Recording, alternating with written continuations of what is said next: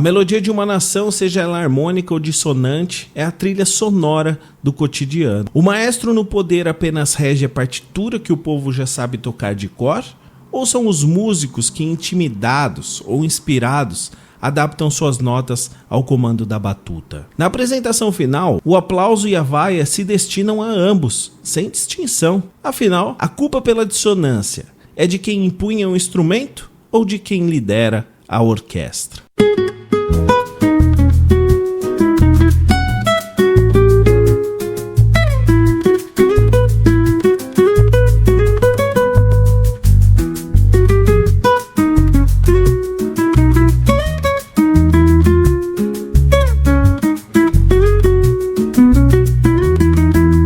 Sejam todos bem-vindos ao Ponto com Caio Hit, ó, tem até fogo, você ouviu aí? Sejam todos bem-vindos, obrigado pela sua companhia mais uma vez. Quem fala aqui é o Caio Hit Oficial lá no Instagram, lá no TikTok também. Já segue também o Teólogo de Quinta, né, @Teólogo de Quinta no Instagram, no YouTube, no Spotify, segue nós aí, tá bom? Vamos lá, e não esquece também de ouvir o Teólogo de Quinta, o Plataforma, só episódio bom, tenho acompanhado aí o Jonathan Fernandes arrebentando no podcast, como sempre, né? Bom, eu quero primeiro começar aqui dizendo pra vocês que não teve ao ponto no domingo passado, era pra ser, né, na escala ali quinzenal de domingo, era pra ter sido no domingo passado, mas infelizmente tive alguns problemas pessoais aí, a esposa não ficou muito boa, foi parar na UTI com infecção generalizada, não foi uma coisa muito fácil pra nossa família. E obviamente eu não tinha cabeça para vir aqui gravar conteúdo, gravar o podcast para você. Mas de qualquer forma, deixo aqui, né, o meu pedido de desculpa e também fique tranquilo, tá tudo bem, ela se recuperou muito bem, tá se recuperando ainda, né? Mas ela tá se recuperando muito bem, graças a Deus. Foi uma energia muito forte que a gente recebeu de amigos, de família, né? Muitas orações. Jonathan Fernandes também foi um dos meus amigos aí que me deu uma força.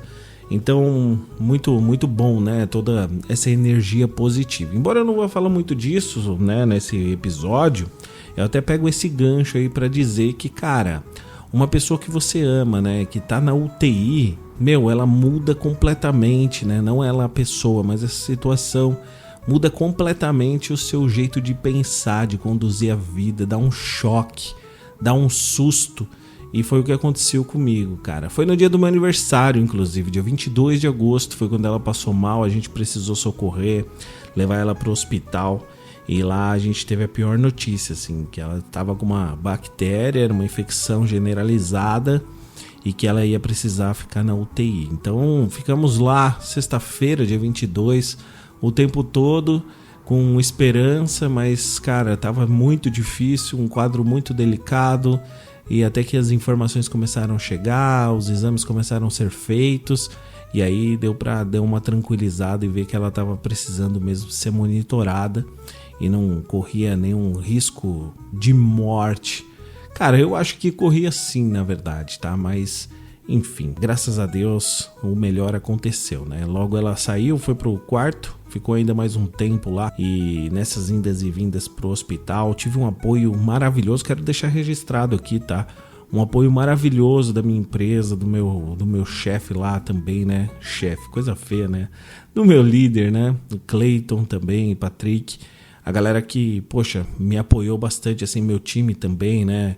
Me apoiou bastante e, cara, consegui ficar ali uma semana mais ou menos cuidando dela, em acordos ali de, enfim, né, de como pagar essas horas depois, em banco de hora e tudo mais. Então, exclusivamente ali me dediquei à família e por isso que eu saí da internet, saí de todos os lugares, inclusive do trabalho, consegui dar essa respirada. Então é um negócio que fica muito no meu coração, assim, sabe? Tipo, a empresa, cara, ela precisa de resultado, precisa das coisas, e mesmo assim eles tiveram, né, essa compaixão, esse carinho comigo e com a minha família. Isso é maravilhoso, sou grato. Por isso que eu tenho que falar em todos os lugares, né? A gente tem que, sim, colocar esse sentimento para fora. Não é toda empresa que faz isso, né? Não é todo lugar que se faz. E eu tenho a sorte de ter conseguido, de ter conquistado meu espaço aqui na empresa, Quando eu digo isso no sentido de ter conseguido a oportunidade de estar desempenhando um trabalho, já estou quase 4 anos na empresa, então é muito legal, né? É muito legal ver que a empresa realmente te ajuda também, né? Isso é sensacional, fiquei muito feliz com isso. E com o apoio de todo mundo também, família, amigos, a própria família dela, né? Que, lógico, estava ali, sofreu muito com a gente também.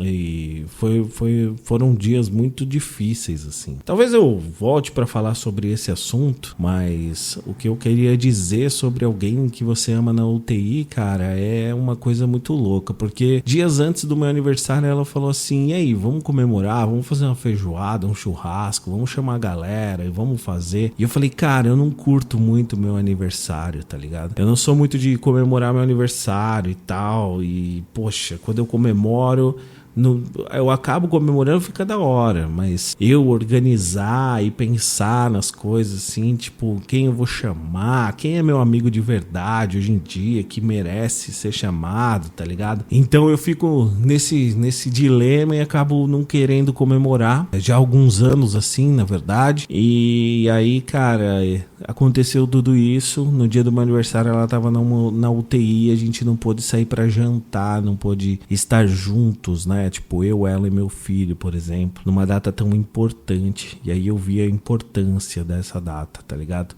Então dali pra frente eu falei, mano, agora eu vou comemorar todos os meus aniversários, porque a gente tem que celebrar a vida, né? E eu já comentei aqui também que eu sou meio depressivo, ansioso e tal, né? E, cara, isso que aconteceu com ela são males que vêm para o bem, né? Ainda tá muito recente, então pode ser só como que se diz? Pode ser só um período, né? Onde eu tô pensando mais assim, positivo e um pouco mais otimista, vamos dizer assim, e sofrendo menos, né? Depois que ela teve a alta.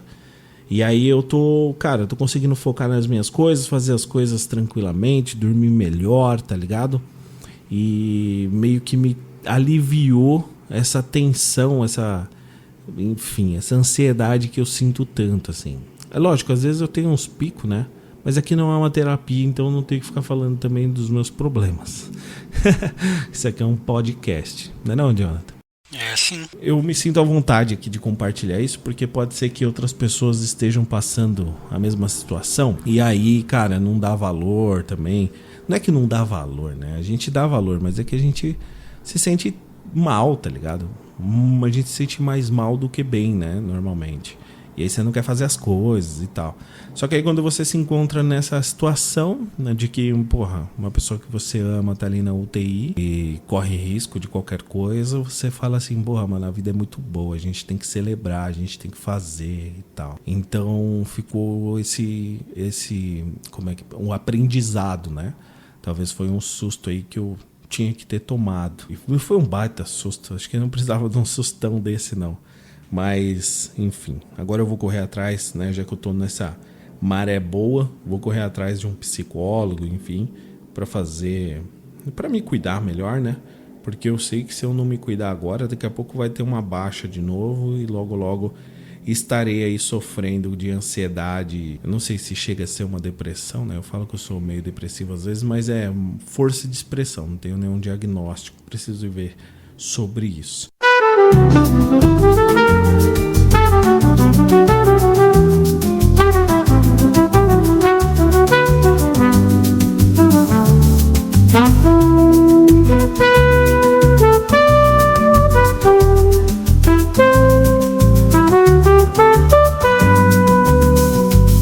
Então é isso aí, cala, ó, cebolinha ativado.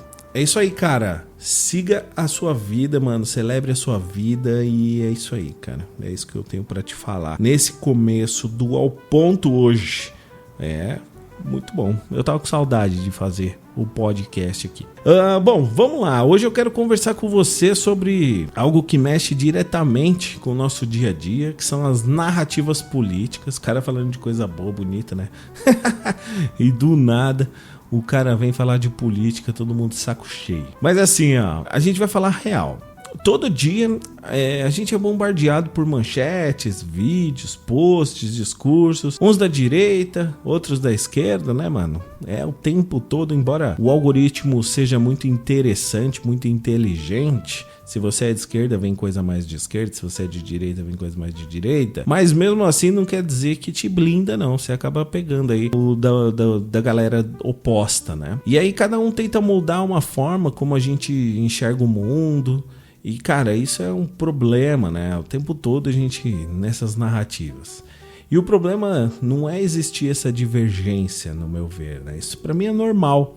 O problema é quando a gente começa a repetir essas falas e não questiona, tá ligado? Então a ideia hoje vai ser bem simples, cara. É basicamente não caia nas narrativas da direita e nem da esquerda. Como diria Arthur Duval, o qual eu não admiro politicamente dizendo, e nem a sua atitude lá de Kiev, lá onde ele foi, lá enfim, e teve todo aquele alvoroço da ucraniana e tal, mas ele sempre diz, né, vamos questionar tudo. E é um cara que, por mais que seja de direita, muita coisa eu não concorde com ele, não mesmo. Eu assisto bastante os vídeos dele, porque é um cara, você vê que é um cara inteligente, tá ligado? É um cara inteligente, assim. E ele vai, até certo ponto eu vou acompanhando ele, e aí chega em algum momento que ele tende a cair mais pra direita, e aí eu dou uma segurada. Mas é um cara que esclarece muitas coisas, assim, né? Então, Mamãe Falei é um cara que fala que vamos questionar tudo, e, cara, realmente, a gente precisa questionar mesmo, não pode ficar aceitando tudo de cabeça baixa, não, senão o Brasil vai virar uma grande bola de neve. Será que não virou já, né? Bom, não aceite calado, tá bom? E aí, ao longo desse programa, eu vou mostrar como essas narrativas elas funcionam. Vou tentar trazer alguns exemplos aqui também, falar do impacto, né, disso no Brasil. E principalmente, que é o meu propósito aqui nesse episódio hoje, é provocar para você pensar diferente. Vamos começar com as narrativas da direita. Se você acompanha as falas da extrema direita, vai ouvir muito isso aqui. A esquerda só gosta, a esquerda só governa para roubar. O petista é tudo corrupto. Eles colocam todo mundo na mesma gavetinha, tá ligado? Abre a gavetinha aqui da mesa, coloca todo mundo lá e fecha a gaveta e mete a chave. O comunismo vai tomar conta do Brasil. Cara, isso a gente ouve demais, né? Nossa, o comunismo, não sei o que lá, Cuba e tal. Embora a gente está vendo aí também a ascensão do Jones Manuel, professor, um cara inteligentíssimo também, o qual eu acompanho. Admiro a sua inteligência, não gosto muito da sua oratória, mas é meio cansativa, né? Mas ele explica bastante coisa também do comunismo. Caio, você é simpático ao comunismo? Não, né? Nem de perto gostaria de ter um comunismo aqui no Brasil, a não ser que o mundo virasse comunista, todo mundo junto. Fala assim, a partir de agora, foda-se. Vamos dividir essa grana aqui pra todo mundo, vamos viver todo mundo bem e já era, tá ligado? Agora só o Brasil aqui virar comunista, mano, acho que além de ser um longo processo, e eu nem você que está me ouvindo ia presenciar isso, viver do comunismo, né? Isso demora tempos. Enfim, eu acho que a gente não deve seguir para esse caminho tão radical, não por agora. Precisamos aprender a respeitar as pessoas, né? E outra coisa que a gente ouve muito é o país vai virar uma Venezuela. Venezuela que, cara, Nicolás Maduro aí tá sofrendo com Trump agora, vocês viram? Donald Trump, que é o Maduro, não sei se eu falei isso no último, acho que não, na última eu nem falei de política, mas o Trump lá tá pagando recompensa para pegar o Nicolás Maduro. E além de tudo também tá mandando Marinha, como que é o nome? Eu ia confiar na minha memória, mas não rolou. Bom, enfim, tá mandando lá a sua tropa também, sentido a Venezuela. Teve um ataque num barquinho lá que, segundo a narrativa contada, e aí que é o que eu digo pra você, né? Não vamos aceitar tudo de como falam, não. Tava aí levando drogas, né? para os Estados Unidos, e aí houve o bombardeio lá. Não sei se matou, se o que aconteceu de fato, eu não lembro, porque foi na minha vida conturbada ali de que eu comentei com vocês, então eu não consegui prestar muita atenção nisso. Depois passou, eu só lembrei agora e acabei falando.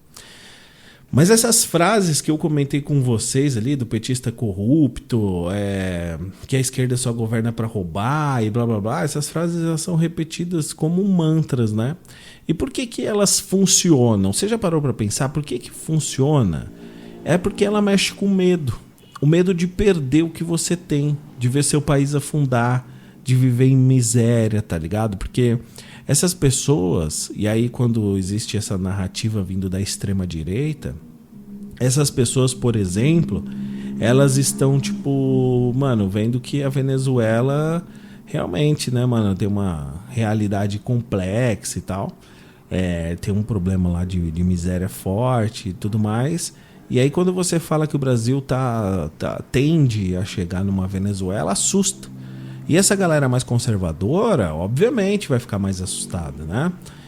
Eu tô falando de pessoas que têm pelo menos discernimento e uma capacidade cognitiva ok, tá ligado? Pra entender as coisas.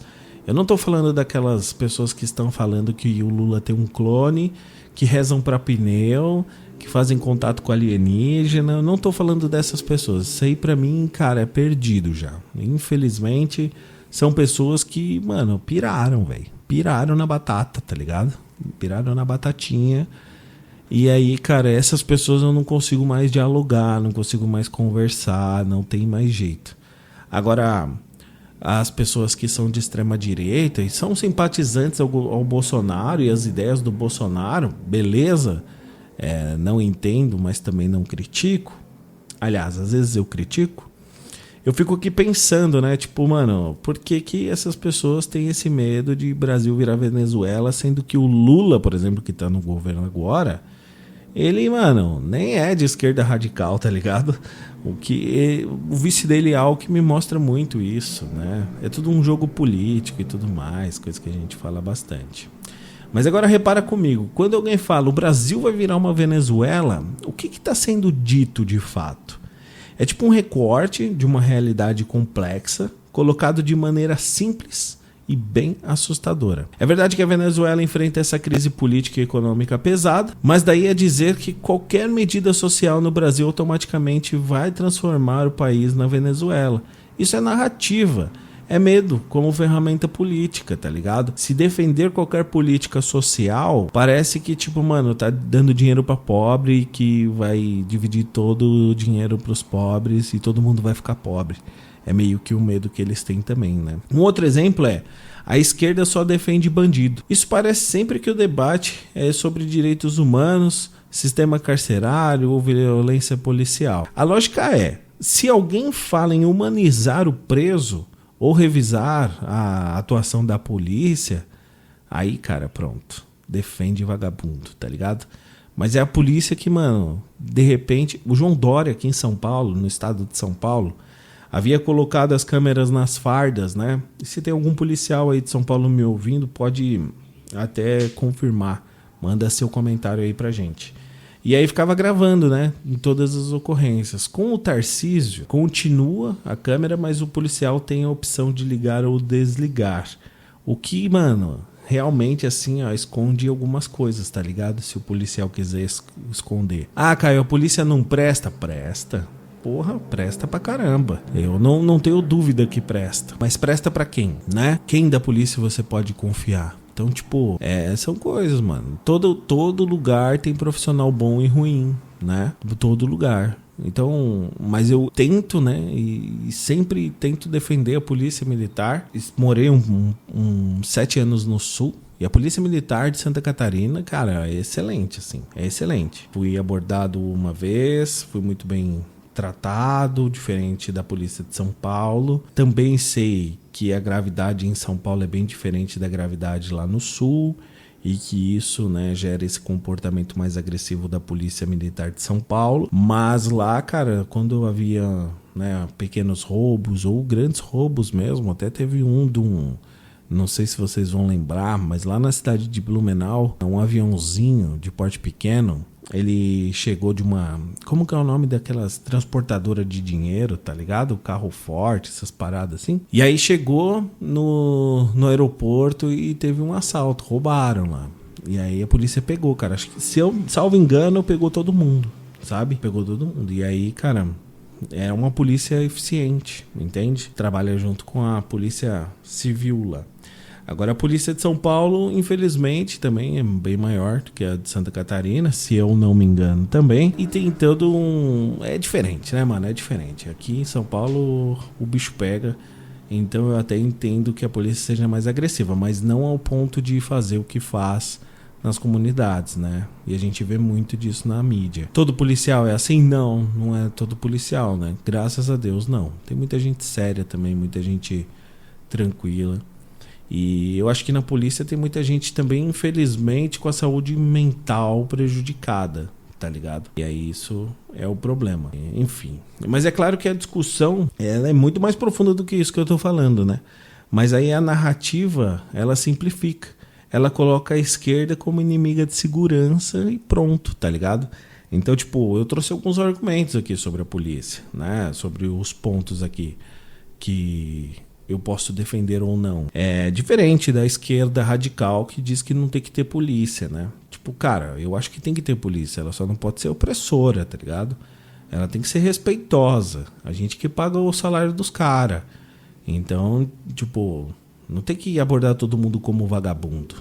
Você tem que abordar todo mundo como gente. Ah, mas o vagabundo... Mano, mas o vagabundo tá errado. Não sou eu que tô errado. É o vagabundo que tá errado. Então, se você tratar o vagabundo com respeito, é melhor do que você destratar alguém que deveria ter respeito, tá ligado? Então, tipo, se eu tô no meu carro e a polícia me para, me chamando de vagabundo, mão pro alto vagabundo, e não sei o que, não sei o que, como acontece muitas vezes, não... Já aconteceu comigo, inclusive, 2 vezes. E aí, tipo, pô, eu não sou vagabundo, mano. Eu trabalho, velho, tá ligado? Agora, se ele chega e fala, senhor, né? Por favor, mão na cabeça, coopere com a polícia militar, sei lá como deveria ser, com respeito, ok. E se o vagabundo for abordado dessa forma e de repente revidar de alguma forma agressiva ou sei lá, cara, a polícia precisa estar preparada, que aí sim ela tá falando com o vagabundo. Agora todo o resto da sociedade paga por conta dos vagabundos? Peraí, então tá errado isso aí, tá errado, né? A gente que paga a polícia aí, então ela tem que respeitar todos nós e tratar o bandido como bandido, mas o cidadão de bem tem que ser tratado com respeito, né? Eu sempre ouvi falar assim, mas o policial não sabe quem tá do outro lado. Realmente não sabe quem tá do outro lado, mas hoje em dia nem a gente sabe quem tá dentro da farda, sabe? E isso gera preocupação. Então, tipo, do jeito que chega agressivo, você fica com medo de responder, você fica nervoso, né? Uma pessoa que fica mais assim apavorado pode ficar nervoso. Aí o policial começa a achar que a pessoa deve alguma coisa. E aí entra numa parada que respeitosamente mudaria tudo. Imagina, né? Você tá numa rua escura, voltando da faculdade com a sua mochila. Do nada chega 3 policiais e fala assim: senhor, mão na cabeça, boa noite, senhor. Com arma em punho, não tem problema. Porque eles têm que estar preparados para tudo mesmo. Que aí eles não sabem realmente quem é você. Mas se de repente eles param, senhor, mão na cabeça, por favor, boa noite. Sei lá, prática da polícia militar, por favor, coopere, né? Abra as pernas aí, a gente vai fazer uma revista. Para onde o senhor está indo, de onde o senhor está vindo e tal. E cara, terminou, viu que tá desarmado, começou a trocar ideia, dá para saber que é uma pessoa do bem. Mano, se afasta uns 2 passos e não precisa deixar ele naquela posição humilhante de mão para trás, olhando, né, com a cabeça baixa. A pessoa já para desse jeito, achando, mano, parece um bandido de verdade, tá ligado? Cara, é respeito, mano. Teve uma vez que eu fui parado, inclusive, e isso foi lá em Blumenau. Eu fui parado pela polícia lá, foi muito bem respeitado, assim. Só que, cara, eu falo muito com a mão, tá ligado? Eu fico gesticulando e tal. E aí eu tava falando, ele falou, de onde você é? Eu fui apontar que eu era lá do outro bairro, tá ligado? Puta, eu já falei pra você abaixar a mão. Eu falei, caralho, né? Pensei comigo, eu sou um burro também, né? Fico aqui, o cara já deu a ordem e tal. E daí eu colocava a mão pra trás e daqui a pouco eu tava com a mão pra frente de novo falando. E cara, ele falava, mão pra trás, senhor. Daí eu colocava. Então, tipo assim, mas não precisava. Deu pra ver que eu não era bandido, tá ligado? Que eu só tava trocando ideia. Mas enfim, né, mano?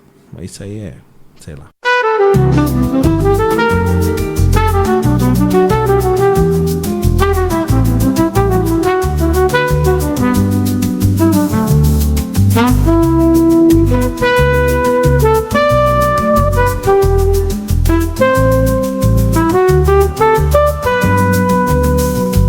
Você já parou para pensar se essa simplificação ela não serve justamente para desviar o foco dos problemas reais?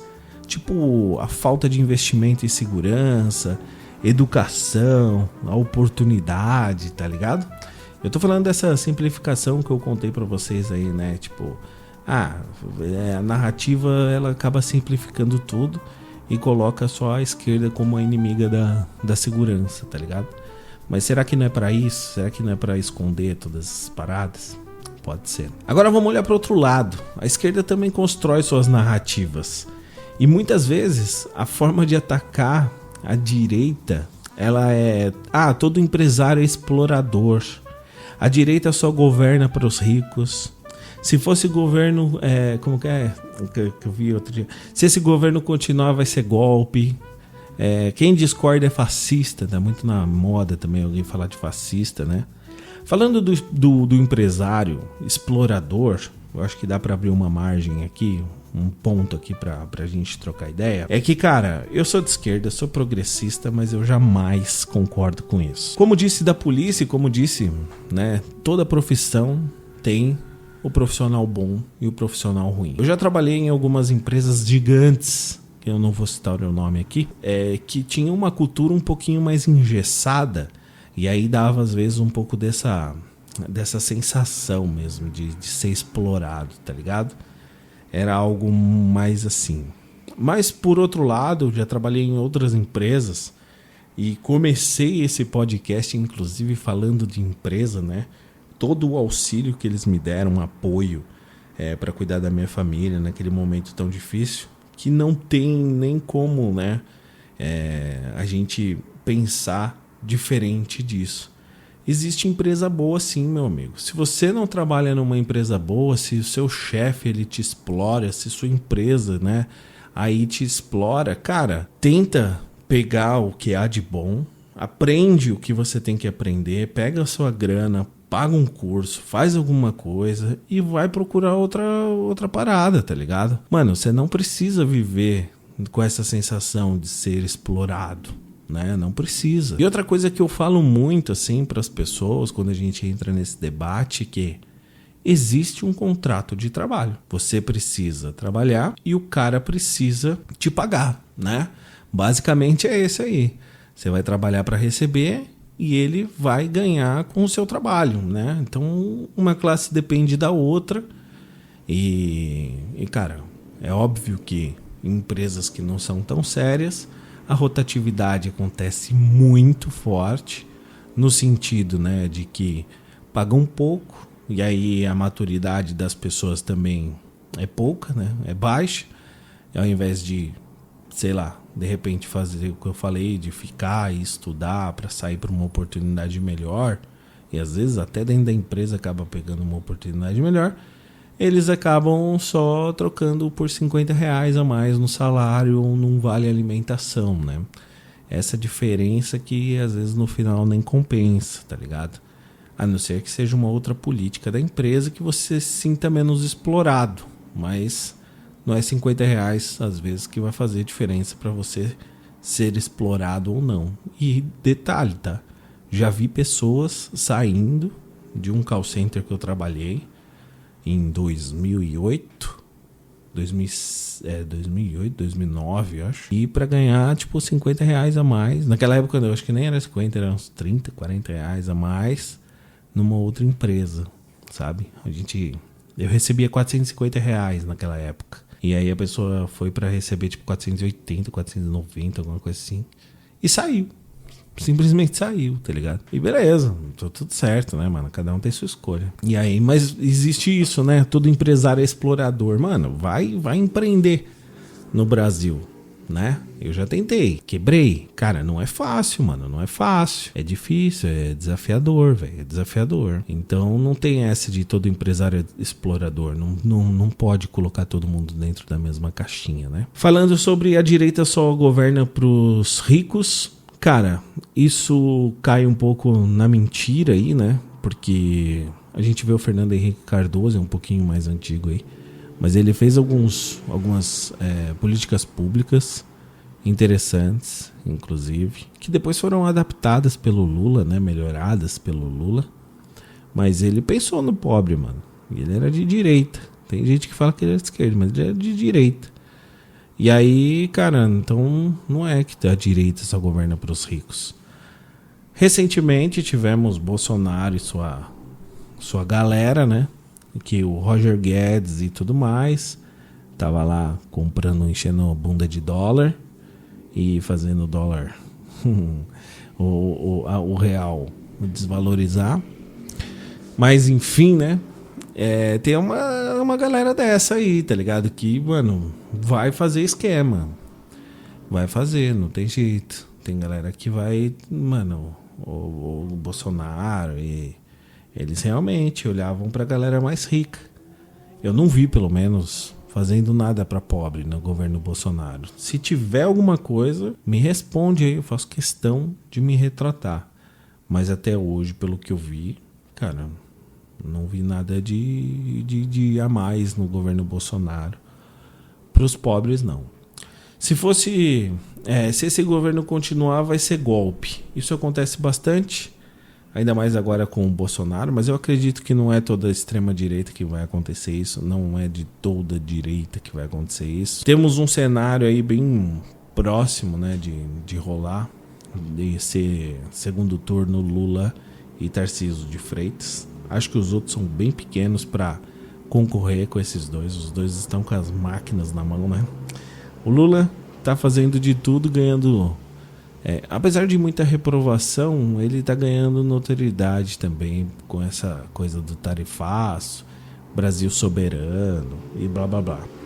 E o Tarcísio, cara, o Tarcísio é governador de São Paulo, né? Tem muita influência. E aí pode ser que seja um bom segundo turno. Na verdade, não. Um bom segundo turno eu forcei, né? Vai ser péssimo, né? Porque são dois ridículos. Dois cara ruim pra caralho. Então, tipo, a gente vai perder de novo, tá ligado? Você que é revoltado assim como eu, que não curte político A, político B, mano, a gente tá na mão dos piores, velho. Não tem jeito. E isso eu tô falando já de anos. Já venho falando há anos. Outra coisa é quem discorda é fascista. Ah, seu fascista. Ah, seu não sei o que lá. O tempo todo também nessa narrativa assim, né? E assim como a direita usa o medo também. A esquerda usa... Aliás, assim como... Essa parte eu anotei aqui pra não errar e errei. Assim como a direita usa o medo, a esquerda usa a indignação e a raiva. Eu vejo muito assim que cara, a esquerda usa o ódio mesmo, né? A revolução e tal. A raiva da desigualdade, a raiva da exploração, a raiva da concentração de poder. Essa é a narrativa que, mano, a esquerda, né, cria pra ofender, né? Combater a extrema-direita. E aí tem gente que não para pra pensar, tá ligado? Tem gente que só vai repetindo essa parada. Pega o discurso do golpismo. Sempre que há movimento mais forte da oposição, logo se fala, estão tentando dar o golpe. É claro que o Brasil já viveu golpes, né, mano? Não é fantasia, cara. Não é à toa, né, que as pessoas acham isso também. Mas nem toda crítica ou oposição é automaticamente um golpe, mano, em andamento, tá ligado? Eu acho que o Bolsonaro pode sim ter tentado articular o golpe. Acho, de verdade. Acho sim. Fez? Não fez. Se arrependeu? Não sei, né? Tem que ser preso? Pra mim tem.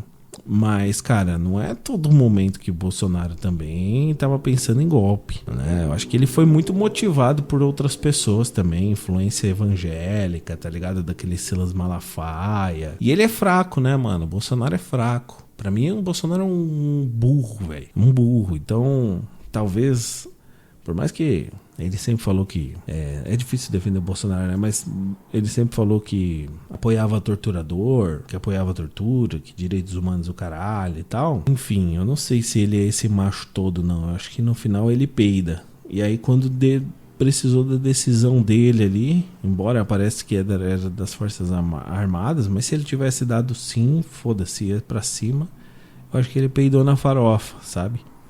E acabou não fazendo, né? Tanto o plano lá do punhal verde e amarelo, quanto o golpe mesmo. E aí só abre um parênteses aí, eu ia até comentar sobre o julgamento dele, né?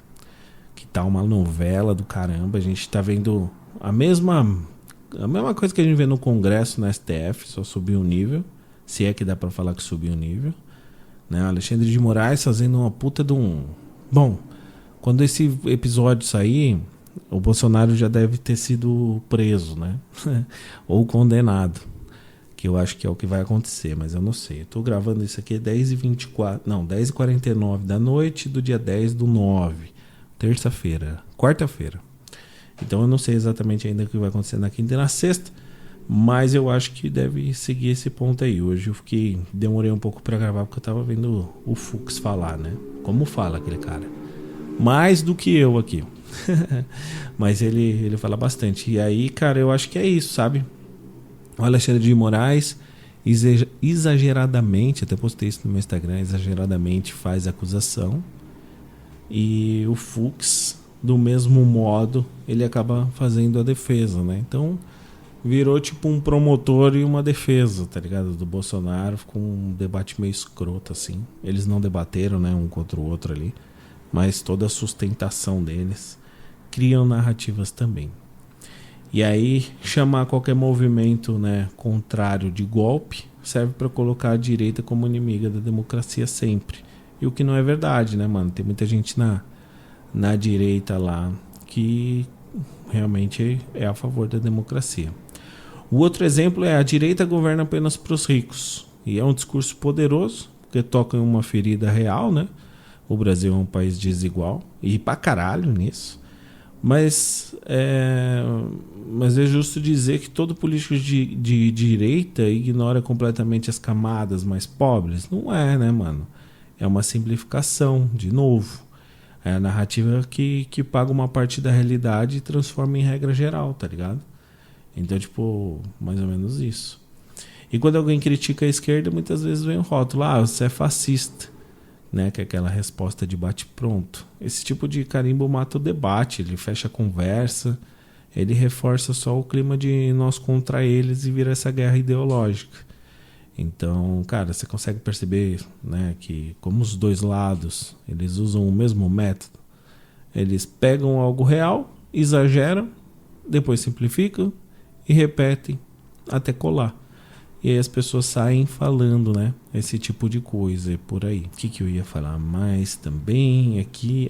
Um impacto, né, dessas narrativas no Brasil, cara. Vamos olhar para o efeito prático, né, de tudo isso. No Brasil, essas narrativas, elas criam uma espécie de guerra cultural. Você não pode gostar de uma ideia sem automaticamente ser colocado num rótulo, né? Mais fogos, vocês estão ouvindo aí? Então, tipo, você gosta de alguma coisa, automaticamente alguém vai te colocar em algum rótulo. Se você fala em investir em programas sociais, tipo, mano, já vão falar: é de esquerda, quer transformar o Brasil em Cuba, tá ligado? É meio que, tipo, automático. Aí se você fala em reduzir imposto ou privatizar, aí eles já dizem: é entreguista, só pensa nos ricos. E qual que é o resultado de tudo isso? A gente para de debater as soluções reais e fica brigando por bandeira, tá ligado? Enquanto isso, os problemas concretos, eles continuam sem resposta. E quais são esses problemas? Vamos lá.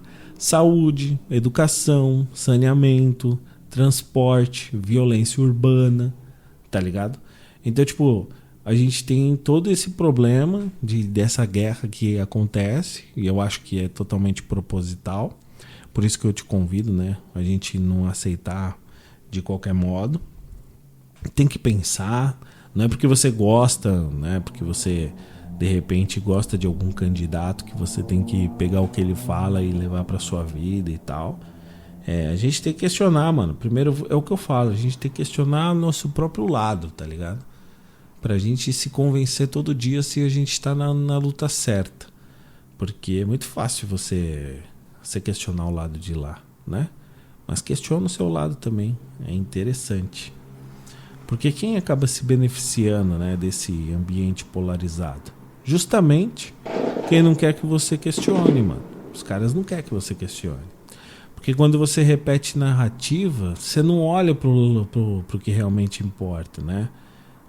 Como que o dinheiro público está sendo gasto, quais as políticas que estão sendo implementadas, quais resultados estão sendo entregues. Cara, no fim das contas, a polarização ela acaba sendo um ótimo negócio para os extremos.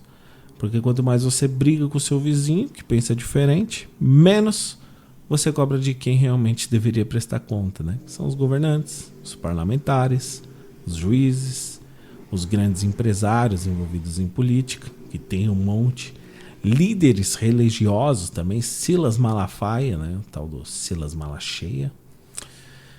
E aí, galera, é por isso mesmo que eu digo, não aceita calado, mano. Questiona, pergunta, leia mais de uma fonte, tá ligado? Eu gosto, foi o que eu falei pra vocês, eu vejo lá o Arthur Duval falando, mano. Ele é de direita, sabe? E tem coisa que às vezes eu falo, pô, beleza, até aqui eu concordo. Então, cara, é bom você saber de outras fontes também. Você tem que desconfiar, né? Que, tipo, parece fácil, mano, desacredita. Porque na democracia só é saudável, na verdade, a democracia, quando o povo não se deixa manipular, né, mano? Mas a gente já deixou. Esse é o problema, a gente já deixou ser manipulado, né?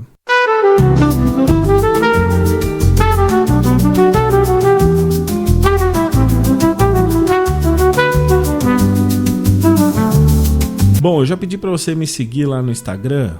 Me segue no Instagram e no TikTok, @CaioHitOficial. Ainda não acabou não, viu? Segue o Teólogo de Quinta também, aqui no Instagram, no Spotify, no YouTube e nas outras plataformas digitais. Aproveita também, né? Toda terça-feira tem o plataforma, toda quinta-feira o Teólogo de Quinta. E, poxa, os programas aqui da casa são sempre sensacionais. Jonathan Fernandes mandando muito bem. Então já reforço o convite aí para você ouvir os episódios, tá bom? E para fechar, eu quero reforçar a mensagem de hoje, que as narrativas existem dos dois lados. A direita tem a sua forma de contar a história, a esquerda também, e nenhuma delas é totalmente verdadeira ou totalmente falsa.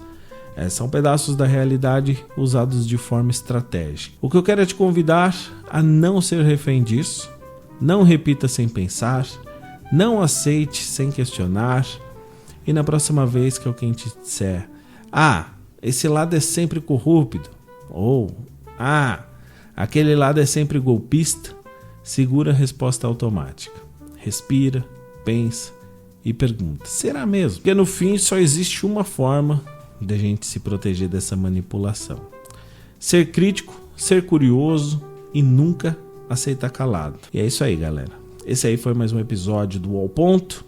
Obrigado pela sua audiência, como sempre, muito obrigado mesmo. Estava com saudades de vir aqui gravar. Espero que vocês tenham gostado desse episódio. Um grande abraço para todos vocês. Fiquem com Deus e tchau.